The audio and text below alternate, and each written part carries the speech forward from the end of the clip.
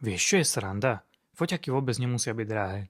Mám pre teba aj osobný príklad a tá cena ťa fakt dostane. Ak si chceš kúpiť svoj prvý foťák, tak už určite vieš, koľko to stojí, máš napozerané recenzie a tie ťa presvedčili, že potrebuješ ten najnovší a najdrahší. Lebo je najlepší. No a to na začiatku ani nevieš, ako sa to ovláda a či ťa to vôbec o pol roka bude baviť. A už máš o 3000 eur menej na účte. Ten najnovší a najdrahší foťák z teba automaticky nerobí najlepšieho fotografa. A na začiatok sa to potrebuješ naučiť ovládať, potrebuješ s tým experimentovať a hlavne ho všade nosiť so sebou a fotiť.